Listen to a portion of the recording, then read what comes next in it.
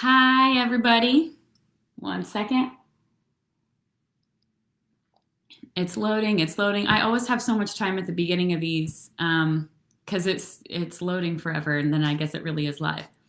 Okay, I really want to thank one Angela Todd for the awesome question about dangerous love.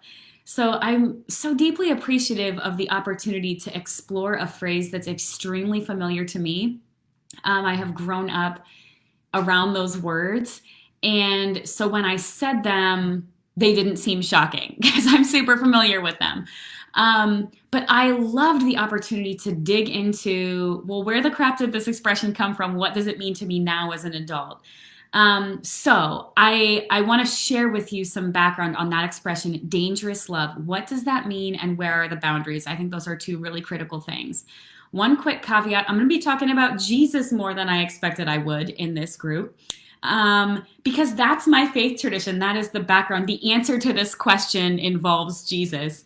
And if that is not your faith tradition, if that's not your path, I hope that you will receive these stories and this perspective in the spirit that it is intended, and that you'll still be able to find something that's valuable and helpful, while understanding that it is not my intention at all to proselytize in this group. And I deeply, deeply value the many faith traditions and perspectives that are present in this group. Okay, so without further ado, what the heck is dangerous love? So, first of all, when I talk about dangerous love, I'm thinking about what John Lewis says when he says good trouble. And I come from a faith tradition that is chock full of examples of Jesus, of getting in this good trouble that John Lewis talks about. And so ultimately, what I think of are the times that Jesus is stepping out of rank, like the expectations that people would have had for a rabbi back then. Jesus is so willing to step out of those ranks in order to do the right thing and in order to speak the message that was in his heart to speak of love and of inclusion and of radical compassion. And so that's what I'm talking about. And so there's examples like one that is so powerful to me is Jesus is in the home of a Pharisee named Simon. And when he gets there, there's this woman who is a sinful woman. That's all that's said about it. There is not any elaboration that happens in the text or in I read a Bible that has commentary in it. It's ginormous, and there was not any information in the commentary either. So a sinful woman is there. And Jesus gets there, and she's weeping on his feet. She's pouring expensive oil on his feet. And Jesus is letting this happen. And Simon says to himself, if Jesus were really a prophet, think about the imposter syndrome nature of those words. If you're really a prophet, if you really are who you say you are, if Jesus was really a prophet, he would know what kind of woman this is. I mean, ouch to the 10th degree, what kind of woman this is. And those words are so cutting to me because that is the world we live in still right now. We are happily lumping each other into kinds of persons, right? So if you were really who you say you are, you would know what kind of person you are allowing to be in your presence right now.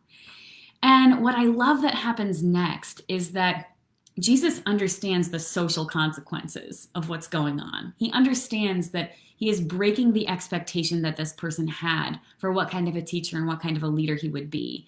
And instead of being like, well, here's the message of love, you're kind of an a-hole, you're out, she's in, that's the end of it, no hope for you, no path to redemption for you, just for her.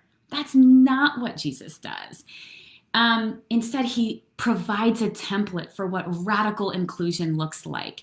And it's this invitation. It's an invitation to be like, you know what, Simon, you can be a part of this too. If you want, you can be a part of it too. That is what I want to be about. So there's this dangerous love example there.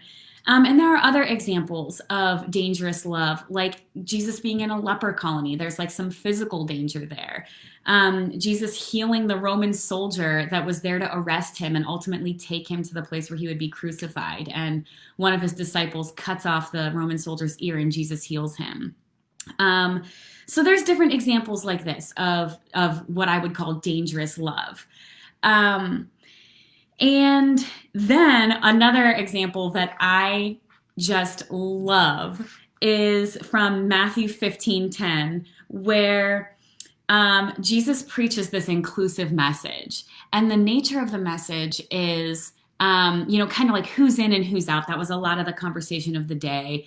And it was often based on what kinds of foods do you eat, what kinds of rules do you follow, et cetera, et cetera. So Jesus preaches this inclusive message about it is not what comes in that makes you in or out. It's what comes out of your mouth. And so there's more to it. But the purposes of my message to you right now, my answering of this question right now, is that Jesus's message was about inclusion. And his disciples come up to her, I said her, I meant to say him, after he does this, and they say, hold up, Jesus, do you know that the Pharisees were offended? They took offense to what you just said. And Jesus's response is not exactly, I don't give a fudge muffin about that. Like, he was much more eloquent than that. But he's just pretty much like, but it's true. Like, it's true though. Like, and so Jesus's response, this is what's so amazing. I'm getting all amped up here. Jesus's response wasn't like, they can just forget themselves, like whatever, I don't care about those people at all. Jesus's response was, hey guys, do you understand what I'm saying? Because do you understand the deep truth that is here? It's okay that they're a little bit offended. That's okay. Do you understand the truth that is here? It's so important. What comes out of your mouth started in your heart. That's what Jesus's response is. Their question is, did you get that you just offended people? Did you get that you just now weren't what they were hoping you would be? Did you just now get that you're not who they're expecting you to be? Aren't you scared about that? What about branding, Jesus? Like, Jesus's response was not, we don't need those people. We don't need them in our party. Jesus's response was, do you understand the truth that's here? Because what comes out of your mouth starts in your heart. He literally says, what comes into your mouth goes into your stomach and then you poop it out, which I love that Jesus is like, but could there be something more trivial than poop? Anyways, so there's that example too that I love so much of radical inclusion. But then here's the other thing, because I think that what was present in our conversation last week was a desire to understand the boundaries, not limitations on love, but boundaries. And Jesus provides a really fantastic example of that as well. So the story that I wanted to share is from Matthew 13:54, and I'm just going to read it because it's pretty short. And so this is a story of Jesus being back in his hometown. And I don't know if any of you have this experience of it just being extremely freaking difficult to be an adult in the place where you were once a child. But I resonate with that so hardcore. So Jesus has been like living his life, doing this incredible ministry, and then he comes back to his hometown, Nazareth. And he begins to teach the people in their synagogue so that they were astounded and said, where did this man get this wisdom and these deeds of power? Is it not this carpenter's son? Is not his mother called Mary? Are not his brothers James and Joseph and Simon and Judas? And are not his sisters with us? Where then did this man get all this? And they took offense at him. But Jesus said to them, prophets are not without honor except in their own country and in their own house. And he did not do many deeds of power because of their unbelief. Here's what I love about this. First of all, I feel personally blessed by this example of avoiding imposter syndrome. Instead of being at the place where it's so tempting to most desperately want approval, most desperately long for approval from your family, the place where you grew up, here is this example of rejection in that place that should be a safe place. And the response is like, I am who I am. I know who I am. I know who I am, and I know why I'm here. And then the response, the results are, he didn't do many deeds of power. He didn't do like all these miracles and healing people and whatever because of their unbelief. It is okay to have boundaries. It is okay not to pour into something when you're being met with like, who do you think you are? So I love that example so much. The other thing is, the Bible is littered with examples of boundaries like this within the context of radical love, within the context of dangerous love that says, I know what you're expecting me to say. I know what my party, I know what my crew, I know what my religion, I know what my neighbors, whatever it is, are expecting me to say. I know the right words that you want to hear me say. But I also know the message of love that is being whispered to me from a force of love that is beyond what you understand. I also know that message that I'm hearing. And that is what I need to stay true to, despite what your expectations are for me. I am true to my calling, not your expectations. And within the context of that dangerous love, there are beautiful examples of boundaries. For example, regardless of faith tradition, or a lot of people in this group have expressed to me that they are familiar with Christianity. Perhaps they grew up as Christians and, not unlike me, felt very alienated from that faith tradition. And there's a lot of hurt there, and there's now a lot of distance there. And I understand that and relate with that very sincerely. But kind of regardless of where you are, there are some stories that have just sort of made their way into pop culture. And I've even been seeing like memes circulated in the election hubbub of some of these stories in particular recently. The first one is Jesus feeding 5,000 people out of 5 loaves of bread and 2 fish. The second one is Jesus walking on water. And one of the synoptic gospels that include that story, 3 of the 4 include the story. One of them says Peter got out of the boat and also walked on water. But a lot of people are familiar with this story, or they've heard it in some way. What I love is when we know the background, when we know the backdrop of what was happening in Jesus's life at the time of those stories, there's another beautiful example of boundary setting in the middle of dangerous love. So let me give you an example. The feeding of the 5,000 people is a beautiful story, and there's lots we can learn from that. But it happened right after Jesus got the news that his cousin John the Baptist had died. And he's heartbroken and sad. And it says that he wanted to get away from people and retreat to this mountain to be alone and to pray and to grieve. And while he's on this path, while he's trying to do that, he comes upon this community of people that are so excited to see him. I mean, they're just like, it's our lucky day. Jesus is here. There was a bunch of sick people in their community.